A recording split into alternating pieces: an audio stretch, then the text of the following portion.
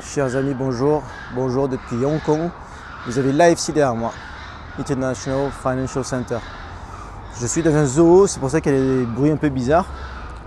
Je suis à Hong Kong Zoological and Botanical Gardens. C'est un mini zoo et jardin botanique en plein centre de Hong Kong. Voilà, vous voyez, il y a des bâtiments et de la verdure. Voilà, ça c'est Hong Kong, tout ça.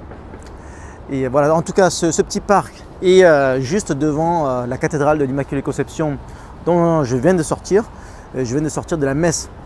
Voilà, la messe. Pourquoi la messe? Parce que je ne suis pas catholique, ni chrétien, ni religieux. Je suis athée, agnostique. Mais pourquoi je vais à la messe? Parce que bon, c'est une fois par an.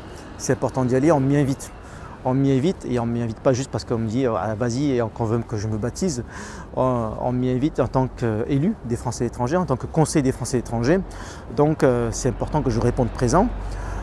J'y vais d'ailleurs depuis longtemps, depuis 2017, je crois, parce que j'ai été élu président de l'UFE, Union des Français étrangers, à Hong Kong en 2016. Et donc depuis 2016, donc 2017, j'y vais chaque année sans faute, hein. J'y suis allé toutes les années de mémoire, sauf peut-être quand il n'y en avait pas pendant le Covid. Mais en tout cas, c'est important d'y aller parce que pour le rôle que je représente, on m'invite à ce titre, mais aussi pour retrouver la communauté. C'est toujours sympathique de retrouver nos amis, nos compatriotes, parce qu'il y en a beaucoup dans la communauté catholique francophone à Hong Kong, mais aussi dans le monde, qui soutiennent tout ce pourquoi on se bat. Donc ça fait toujours un plaisir de vous revoir. Alors vous savez, à Hong Kong, c'est très macroniste, il y a beaucoup de bobos. Donc parmi les personnes que j'ai vues, que j'ai croisées, que j'ai aperçues il n'y a pas longtemps, il y a 2 heures, évidemment il y a pas mal de détracteurs.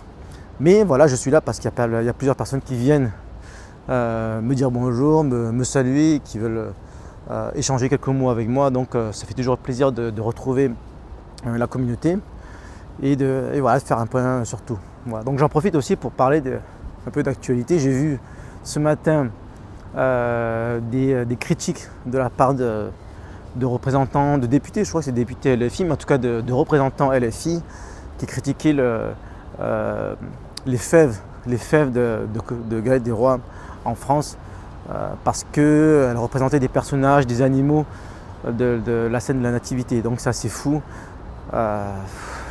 Quand on voit ce qui se passe, les débats qu'il y a en France, est-ce qu'il faut des crèches de les mairies, est-ce qu'il faut des sapins de Noël?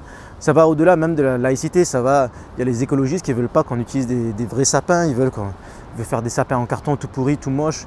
C'est fou, en fait, quand on voit ce qu'il y a en Asie, avec des décorations de Noël de partout, des sapins de Noël, et quand on voit qu'on va à la messe à Hong Kong en français, qu'après la messe il y a une galette des rois, que tout ça est bien organisé sans problème, finalement on peut se dire que les chrétiens sont peut-être plus épanouis à Hong Kong, en Chine, en Asie qu'en France, où ils peuvent vivre avec quelques problèmes, des agressions, attaques sur les églises, détérioration, pillage, incendie. C'est assez fou. Voilà. Et ça fait penser aussi que j'ai vu récemment une étude qui dit que d'ici 2030, la Chine pourrait devenir le premier pays chrétien au monde, évidemment en nombre de pratiquants.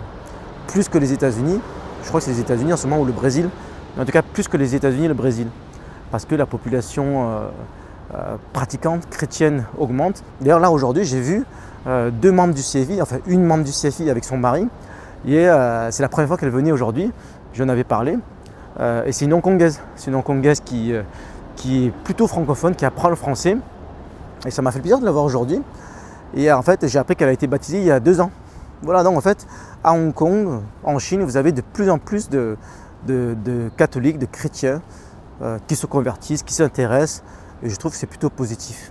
Voilà, et pour moi le christianisme, le catholicisme, en tout cas, tout ça, ça fait partie du patrimoine français. Donc même si je ne suis pas croyant, je sympathise avec cette communauté parce que c'est toujours, on va dire que c'est sain.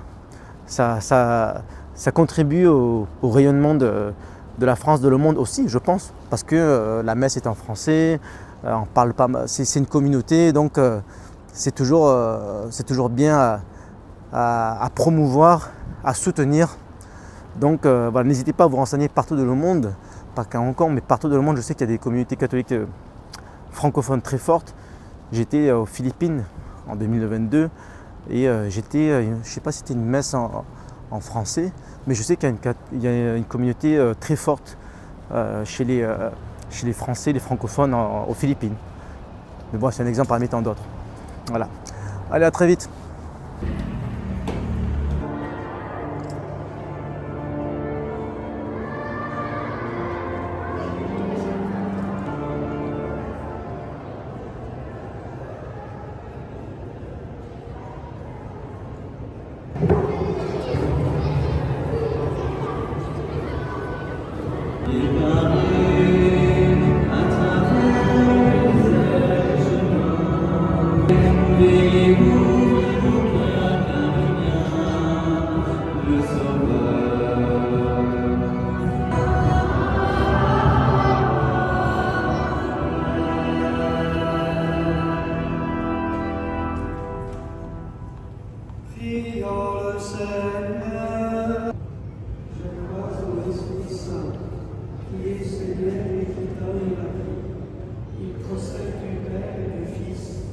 Avec le Père et le Fils.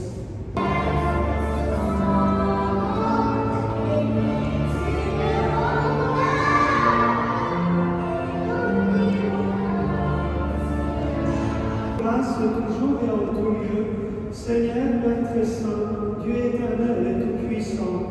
Pardonne-moi tout. Siècle de siècle.